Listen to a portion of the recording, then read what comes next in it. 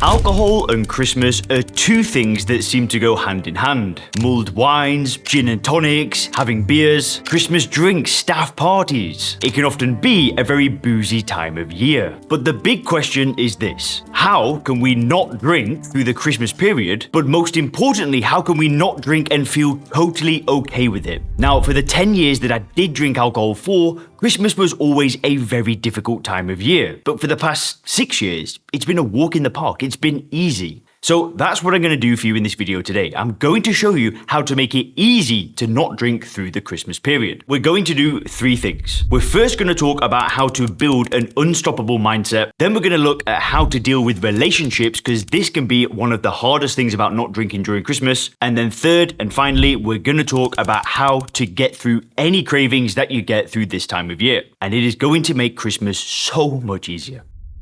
Now, very quickly, if you want to access a free video training that shows you how to control your drinking quickly in as little as 48 hours, then definitely click the link in the description. There'll be a link in the description that talks about a free video training. Once you've clicked it, you'll go to another page, you'll put in your name and email address, and then a new in-depth video training will start that shows you how my new method works, called First Principles Thinking. But for now, let's talk about tackling Christmas. Now, this video is going to be for 2 different types of people. For some people, Christmas is a very happy time. It's filled with family, it's filled with friends, maybe you're traveling home, maybe you've got children coming to see you. But for a lot of people, this is one of the happiest times of year. And this happiness can lead to drinking. And we'll talk about what to do if you love Christmas and you struggle with the positive side of things and drinking alcohol as part of it. But then on the other side of the spectrum is we have people who find Christmas a very difficult time of year. One of my family members at Christmas time, they have a really hard time because their husband, she's a widow, and her husband isn't here, and if I call her on Christmas Day, she'll probably cry. For other people, they're stuck in a foreign country, they can't make it home. And for some people, it can trigger a lot of trauma, and that can also lead to drinking. So no matter where you are on this equation, or whatever you want to call it, there will be something for you in this video.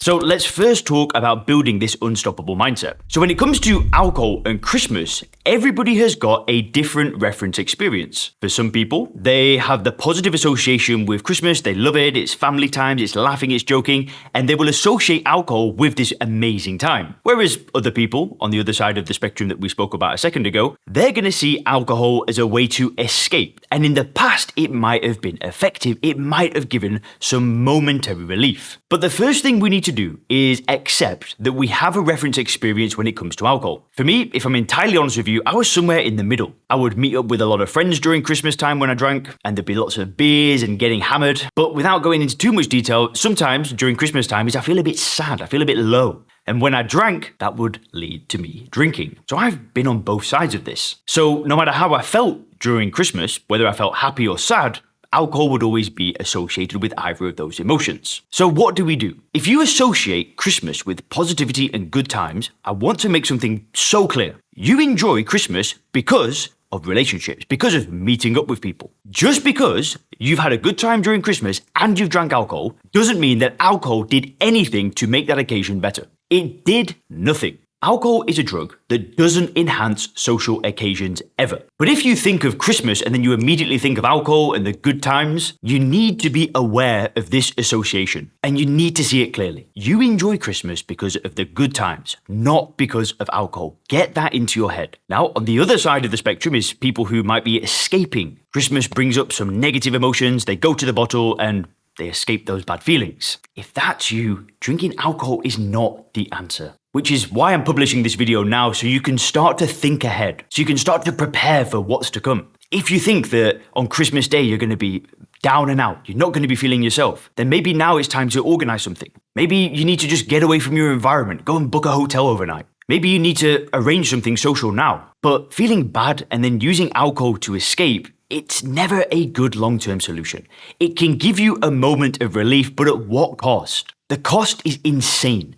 You know what the cost is? Living 10 years less. It's wasting up to $300,000 over the course of a lifetime, all for that split second of relief. And the big problem is that alcohol is a chain reaction. Once you drink that one drink, it leads into another and another and another until you say enough is enough.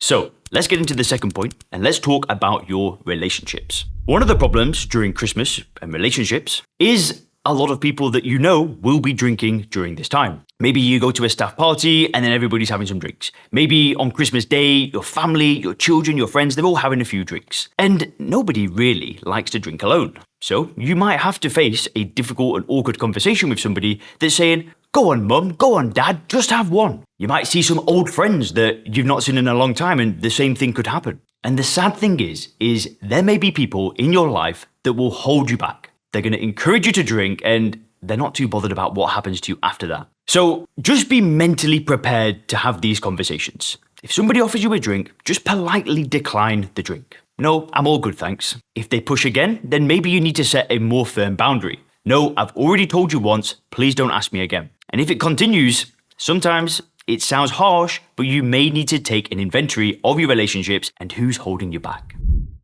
Which leads me to the third thing, and this is probably the most important thing of all, but we're going to talk about cravings. What do you do if on the day you get a big craving? Or Christmas Eve or Boxing Day, whatever it is. Well, cravings typically come from a feeling of missing out. It's FOMO. If you look at everybody around you drinking and you feel like they're doing something that's fun and enjoyable, and you've got this desire to drink and you're just using willpower to not drink, guess how you're going to feel? Bad. You're going to want to drink. And if you feel this way, it's okay. Most people do. Not everybody's in that state of mind that I talk about, where I feel no desire to drink. I don't feel any feelings of missing out. Now, if you want to learn more about how to remove that feeling, then click that link in the description. You definitely want to check out that video training. But if you do get a craving, here's my advice. Play it out. Play it out on both sides. Imagine that you drink that day. You drink that drink. What happens next? The next morning, you're waking up, you're feeling regret, you're feeling hungover, you're feeling a little bit of shame. And then where does that lead? Does it lead to more drinks, more drinks, and more drinks? Play it out. Play it out over the next 6 months if you decide to have that drink.